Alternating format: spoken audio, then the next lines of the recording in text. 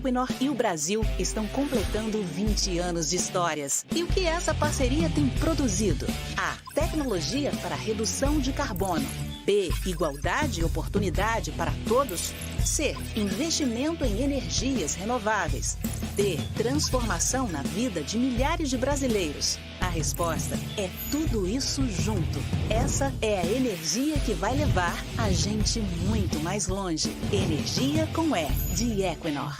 O Brasil não conhece o Brasil. Quem imaginaria que uma transformação energética está acontecendo na região norte do país e que uma solução inovadora viraria realidade em 2 anos? A Eneva não só imaginou, como fez acontecer.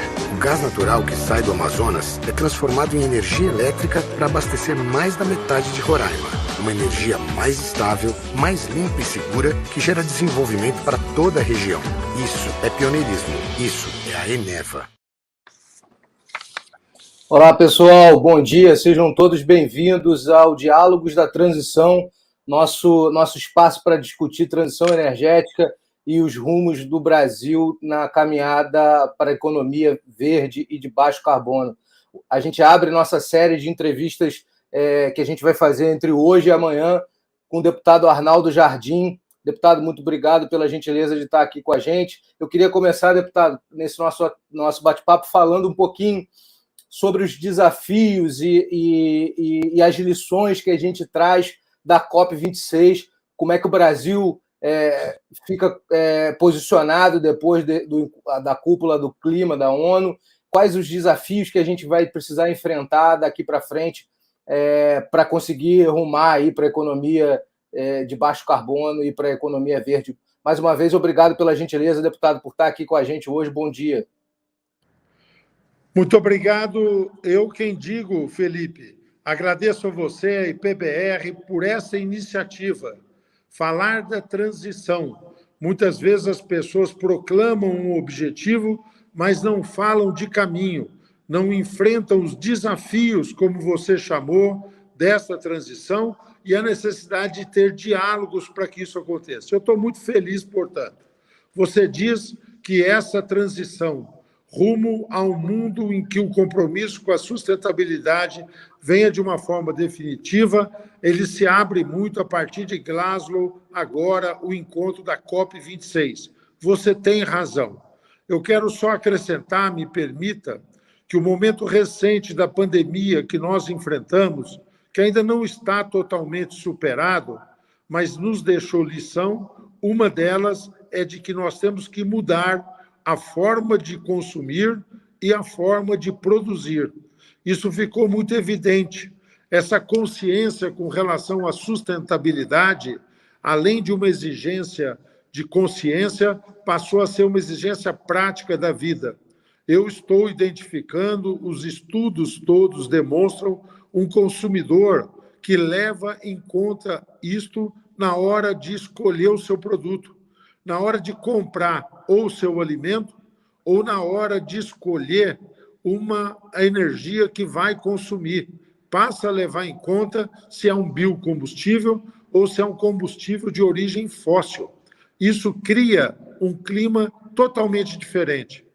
Nos diálogos da transição, e eu sei que você vai ouvir ao governo, além do parlamento, você vai ouvir a sociedade, vai ouvir os empreendedores nesse caminho. Uma primeira discussão que sobra na questão da transição é, obviamente, o seguinte: a sustentabilidade custa, a sustentabilidade traz perda de competitividade, e nós estamos vivendo um momento, Felipe, em que a resposta para isso passa a ser definitivamente não, porque, ao contrário de uma escolha, nesse instante, a questão da sustentabilidade é uma decisão de sobrevivência. Eu estou falando para as empresas.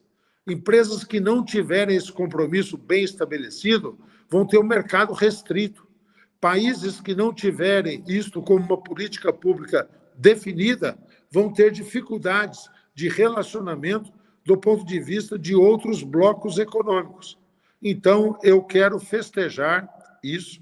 Isso é um ganho de consciência importante e, quando nós identificamos aquilo que foi o processo vivido pela China quando decidiu um caminho para a reconstrução da sua economia, de retomada econômica pós exatamente a questão da pandemia, escolheu um claro acento de sustentabilidade.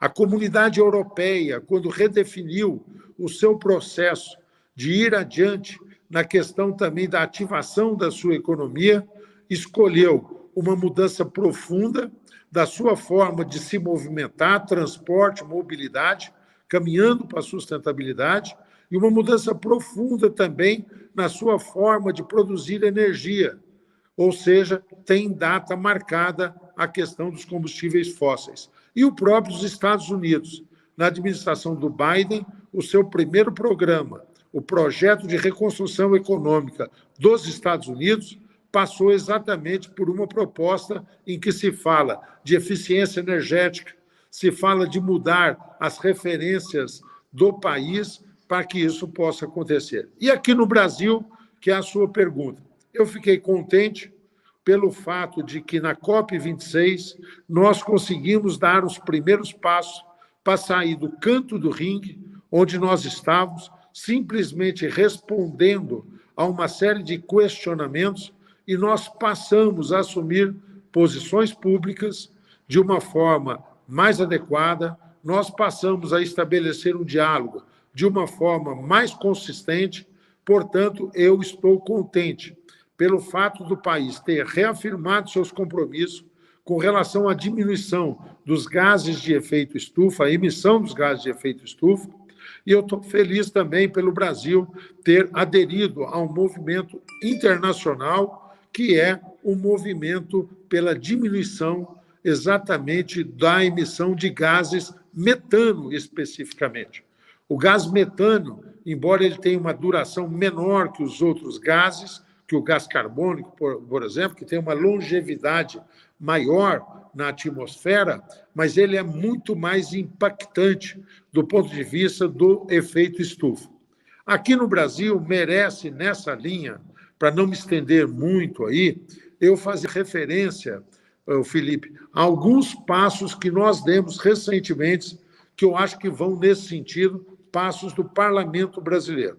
Primeiro, no plano da energia, que a IPBR tanto trata disso, que você é um especialista, dizer que eu fiquei contente porque nós finalmente, nesse ano, equacionamos a questão do GSF.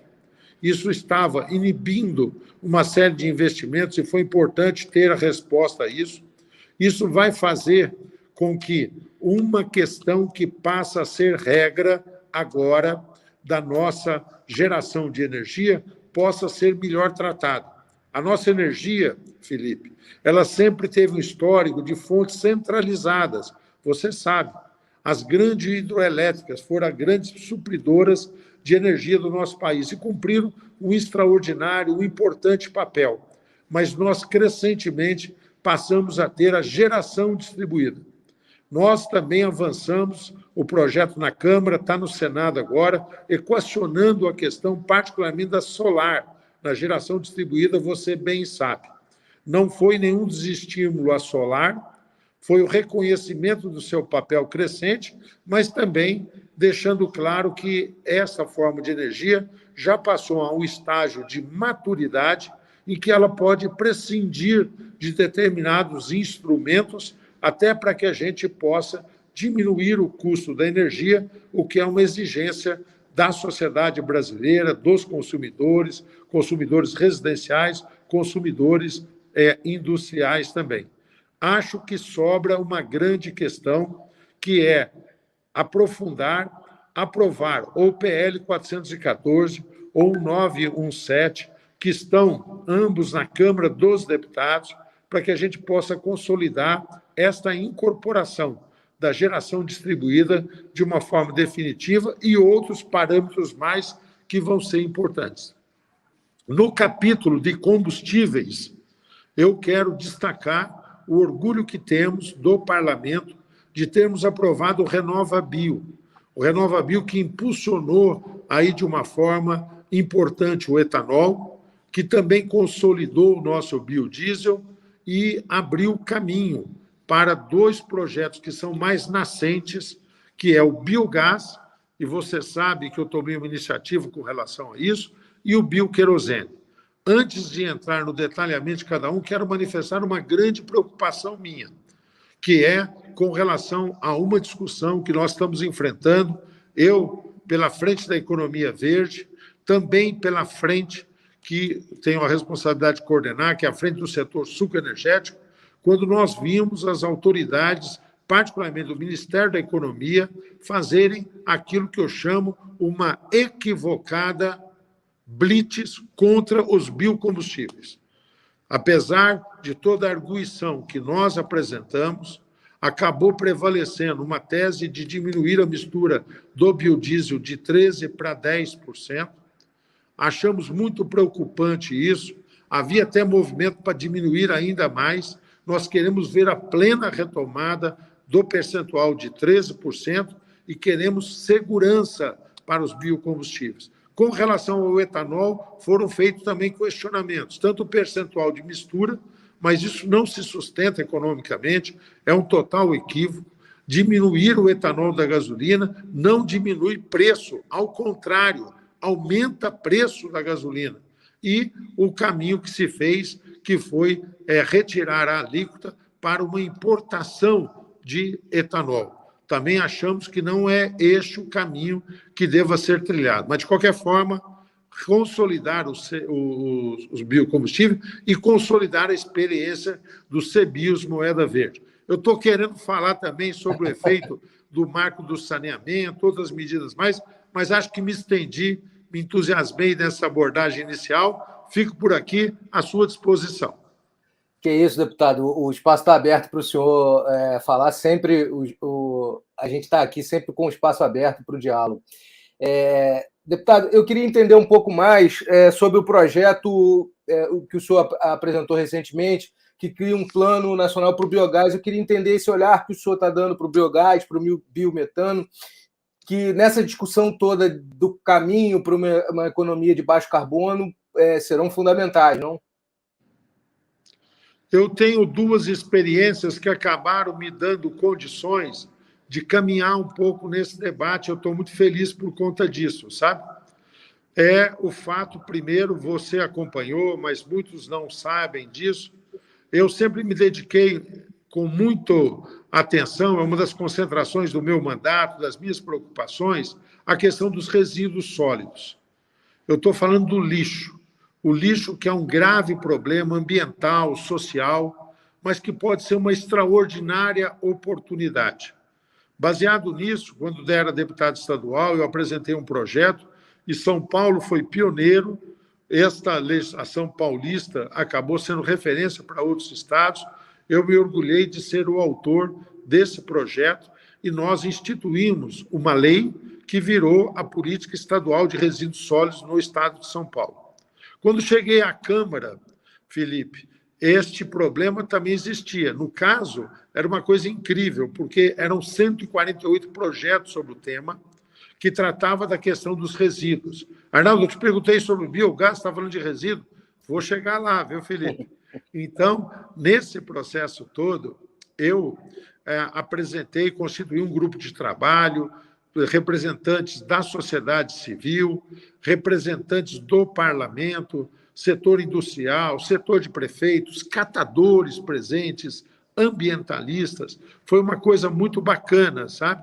E nós, ao final, conseguimos aprovar, eu fui o relator, a Política Nacional de Resíduos Sólidos. Trata de reciclagem, trata de logística reversa, trata de acordos setoriais para transformar aquilo que eu disse, que é um grave problema ambiental, melhor tratá-lo, para ser correto ambientalmente, social, para poder gerar emprego, e econômico, gerando muita agregação de valor. Então, nós temos uma política estadual, uma política nacional de resíduos.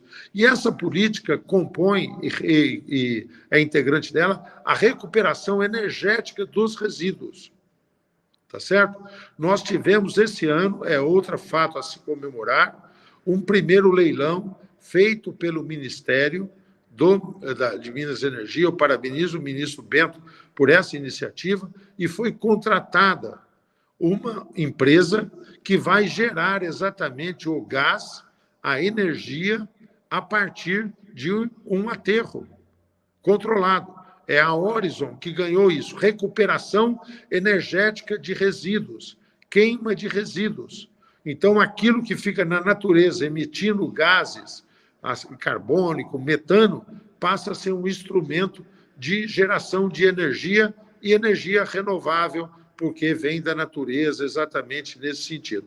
Então, nós não só vendo isso, mas vendo o potencial extraordinário que, além dos resíduos, vem do nosso setor agropecuário.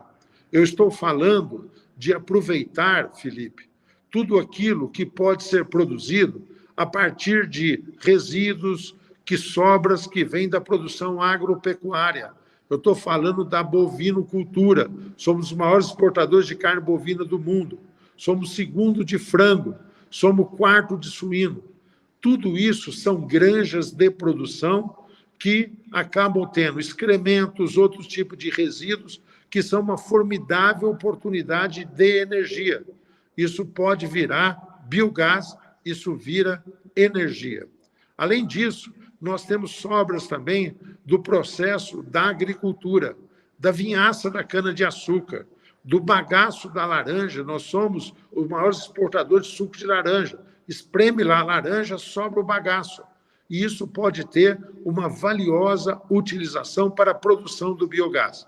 Outro fato a se comemorar neste ano foi exatamente o fato de que no Plano Safra, que é o plano que determina uma série de linhas de financiamento para o setor agropecuário, há uma linha específica para a produção de biogás a partir do nosso setor agropecuário. Juntando tudo isso com uma colaboração muito importante de entidades como a Única, do setor sucroenergético, como a Cogem, do setor de cogeração de energia, e da Biogás, nós discutimos com especialistas, iniciativas estão acontecendo, mas o biogás pode ter um impulso se nós tivermos uma nova legislação que signifique agora apoio para que isso possa se expandir. É um apoio determinado no tempo. É como outras fontes de energia tiveram no começo e que permitiu a elas se consolidar e depois, adquirindo maturidade, vai adiante, como está acontecendo com a solar. Então, o nosso projeto de lei, que é o PL que nós apresentamos, ele institui exatamente este projeto para o setor do biogás. Eu estou procurando o número do projeto, tá certo?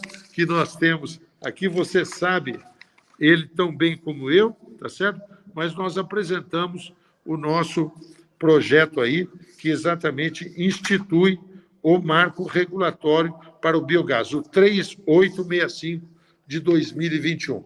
Um produto de 4 mãos e que nós vamos agora fazer um grande empenho pela sua aprovação, uma fonte energética importante, renovável.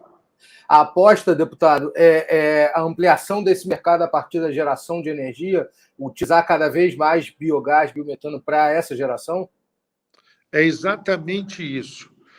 Em São Paulo, por exemplo, eu acompanhei um fato muito importante que vai ter repercussão nacional, que foi a nossa agência reguladora aqui de São Paulo, que é a ARCESP, Agência Reguladora do Setor de Saneamento e Energia aqui de São Paulo, estabeleceu regras que permitem a injeção do biogás nos gasodutos, que originalmente eram só do gás natural.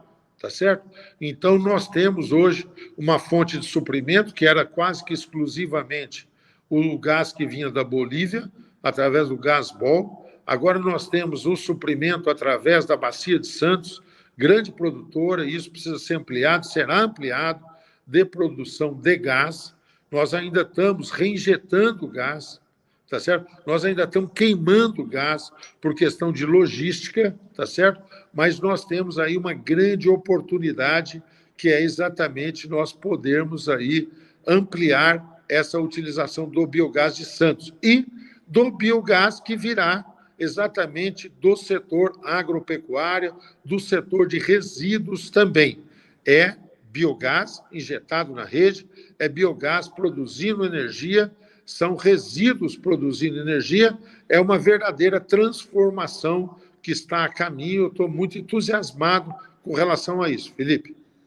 Legal, deputado. O senhor, essa transformação que a gente está vivendo hoje, e que certamente vai passar por vários energéticos e combustíveis que a gente tem no Brasil e no mundo, rumando para a economia de baixo carbono, ela tem enfrentado, como o senhor mesmo falou na sua fala inicial, algumas resistências, né? O governo tenta equilibrar a questão de preço, cortando mandatos, reduzindo a quantidade de biodiesel e tal. Como é que a gente faz essa transição, deputado, para a economia verde, se o governo enxerga essas medidas de corte para conter preço? A gente precisa de uma definição de política de Estado e não de governo, que a gente consiga caminhar no longo prazo? Você pegou a pedra de toque, porque nós fizemos até agora um razoável diagnóstico, um bom relato de iniciativas, mas você está agora descortinando o futuro. Será uma imposição, Felipe, tá certo? Porque o Brasil assinou convênios internacionais.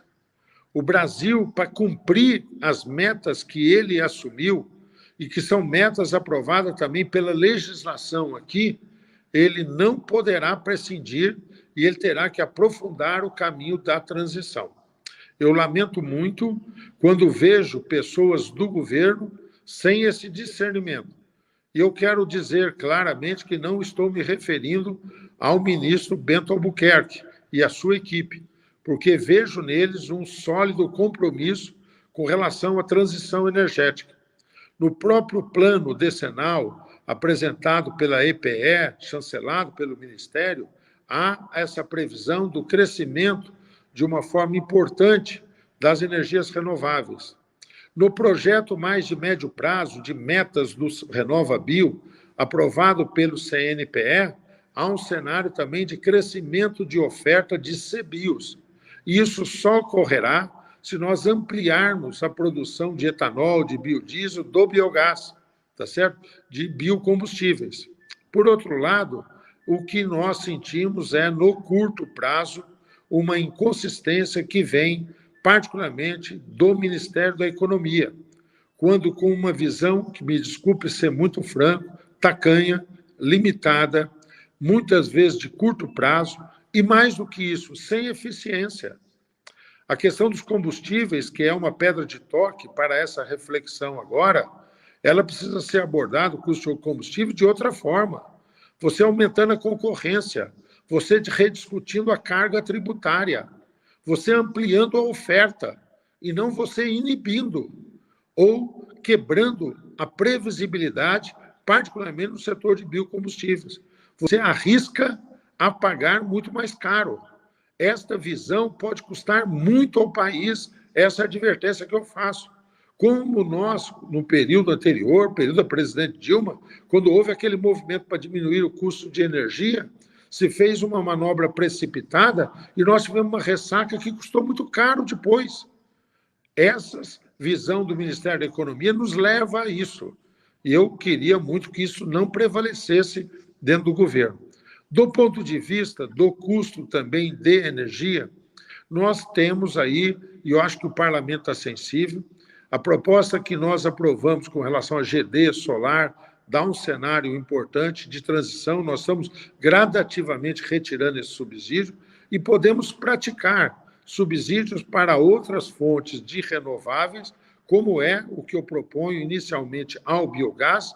Mas a diferença... Puxa, Arnaldo, mas você não achava que tinha que, vou usar uma expressão que todos que estão nos argumentando vão entender, não tinha que desmamar a partir de um determinado momento, adquirir maioridade? Sim, mas isso não significa não usar esses instrumentos que são de uma curva de aprendizado. O etanol, quando no começo nós acreditamos e apostamos, o etanol era 3 vezes mais caro que a gasolina e hoje é mais barato. tá certo? A energia solar era de um custo muito mais alto do que qualquer outra fonte, e hoje ela é uma das fontes de energia mais competitivas que nós temos. Então, nós temos que ter habilidade no uso desses subsídios. A grande questão aí é a questão da equação econômica. E eu acho que isso talvez seja o grande sinal de futuro, que esses diálogos da transição que a IPBR está fazendo, eu parabenizo mais uma vez, vai fazer ao longo do dia de hoje, e no final, eu me arrisco a dizer que a conclusão será pela urgência de nós aprovarmos a formalização do mercado de carbono no Brasil. Nós aprofundarmos o mercado de carbono no Brasil. Isso vai permitir monetizar ganhos ambientais, isso vai permitir qualificar e opções energéticas que terão que ser feitas, isso vai estimular exatamente o surgimento desta forma, com previsibilidade, contratos de médio e longo prazo, para que a gente possa fazer isso. Formalizar essa experiência, nós temos, repito, eu fiz uma menção rápida, a mais sofisticada moeda verde aqui e uma das mais sofisticadas do mundo, é o CBIO, associada à produção de biocombustíveis, taxa que é paga exatamente pelas distribuidoras por conta do impacto que tem os combustíveis fósseis. Então, nós temos já essa experiência. O CBIO, você sabe, ele é personalizado para cada usina, não é uma coisa genérica, porque tem um instrumento de cálculo que chama-se RenovaCalc, desenvolvido pela Embrapa, mede exatamente o processo agrícola, mede o processo de logística, mede tudo aquilo que está envolvido na produção do biocombustível, estou me referindo ao etanol, tanto de cana como o etanol de milho, tá certo? Que se amplia no país também, e nós temos com isso um instrumento que não só é claro para cada um das fontes produtoras, para cada uma das usinas, e ele é mais do que isso. Ele é um instrumento muito preciso porque ele comporta evolução. Então, quando aquela usina ganhou mais eficiência industrial, quando aquela usina avançou nos seus procedimentos de produção agrícola para tornar mais sustentável o processo, ela é reclassificada, né? Então, essa experiência certificada, correta, rigorosa do RenovaCalc, do CBIO, é algo que pode subsidiar. Mas a grande resposta virá da instituição de um mercado de carbono. Acho que será o melhor instrumento para a transição energética que nós precisamos. O mundo e o Brasil fará. E o Brasil poderá ser, Felipe, eu tenho muita convicção, vanguarda da nova economia, da economia verde, liderar esse processo. Ninguém tem a matriz energética limpa como nós temos, ninguém tem uma matriz de combustível tão avançada como nós temos, e nós precisamos valorar, consolidar e avançar nesse sentido. Legal, deputado. A gente está chegando aqui no horário combinado da nossa entrevista, mas eu queria encerrar fazendo uma última pergunta para o senhor. 100% das pessoas que a gente conversa, como o senhor mesmo disse, acreditam que o mercado de carbono é fundamental para que a gente consiga financiar essa transição. Vai ser esse mercado que vai dar suporte para que a gente consiga ter instrumentos financeiros para que essa transição efetivamente aconteça. Até porque ela não vai ser barata, né? E vai precisar de suporte financeiro. A gente está no final de 2021, já estamos aí em dezembro, o ano legislativo já está aí prestes a acabar, e entramos num ano eleitoral, 2022. Como é que é a avaliação política do senhor para que isso caminhe no próximo ano? É difícil? É um projeto que os parlamentares precisam se engajar, independente do ano eleitoral? Como é que o senhor vê esse desafio? Ô Felipe, primeiro eu acho que nós devemos evitar que o clima eleitoral contamine o trabalho legislativo. Eu tenho dialogado muito com as outras lideranças, buscado apresentar essa reflexão. Eleição é importante, eu vou participar, eu terei meus candidatos, eu tenho minhas escolhas, mas se você veja aqui, nós pouco falamos de partido ou de opções. Nós falamos de políticas públicas, né? Eu, por exemplo, na frente que eu coordeno, na frente da economia verde, nós trabalhamos muito esse ano em torno da questão tributária. Nós estamos pretendendo, o ano que vem, no primeiro período do ano, eu estou dizendo que vai até abril, maio, aproveitar a frente e fazer meio um ideário de propostas, sugestões que nós vamos encaminhar a todos os candidatos, parlamentares, deputados federais, deputados senadores, vamos encaminhar os candidatos a governador, vamos encaminhar os candidatos a presidente da República. Dizer o seguinte, olha, nós precisamos disso, como é que você acha, como é que você se comporta? Na frente, particularmente, do setor sucroenergético ou na biocoalizão, que é uma articulação que nós estabelecemos. Estou lá, eu, pelo setor sucroenergético, está lá à frente do biodiesel, o deputado Pedro Lupion, está lá à frente das energias renováveis, o deputado Danilo Forte, um conjunto de frentes que tratam dessa questão, nós também vamos trabalhar nesse ideário, apresentar. Mas, do ponto de vista do legislativo, nós temos coisas que nós precisamos tocar. Tem uma lei de licenciamento ambiental já aprovada na Câmara, que está no Senado, precisa ser aprovada, é muito importante, não abranda exigência, mas dá celeridade ao processo. Nós temos, como eu mencionei, o PL 414, que veio do Senado, relatado pelo senador Marco Rogério, nós temos o 1917, avançar nesse projeto também. Eu estou mencionando esses, mas não posso deixar, me permita, de acrescentar um projeto do qual fui relator também, que é o projeto de debêntures de infraestrutura, porque são todos os instrumentos econômicos que vão ajudar nessa transição. Foi por nós já aprovado na Câmara, está no Senado, estamos aguardando a resolução do Senado para que essas debêntures venham ao lado das debêntures incentivadas, implementar, fortalecer os investimentos em infraestrutura e, particularmente, em energia, nesse caminho, no caminho da sustentabilidade, no caminho da transição que nós estamos defendendo aqui. Legal. Obrigado, deputado, mais uma vez. Muito obrigado pela sua gentileza de estar aqui com a gente hoje e abrir um espaço na agenda para esse bate-papo que é, acho que, importante para o nosso futuro e para o desenvolvimento aí do nosso país no médio e longo prazo. Eu que agradeço. Um abraço a você, Felipe. Muito obrigado.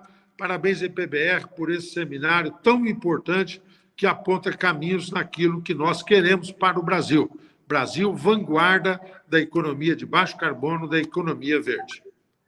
Obrigado mais uma vez, deputado. Obrigado a você que está assistindo a gente. Lembrando que o deputado Cristino Áureo ia participar desse bate-papo com a gente. Felizmente teve um problema pessoal e não pôde estar com a gente, mas ele estará em uma próxima oportunidade.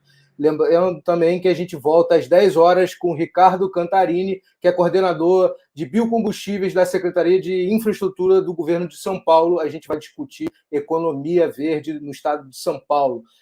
Obrigado mais uma vez, deputado. Obrigado pela audiência. Você que está nos assistindo. Até às 10, quando voltamos. Tchau, tchau.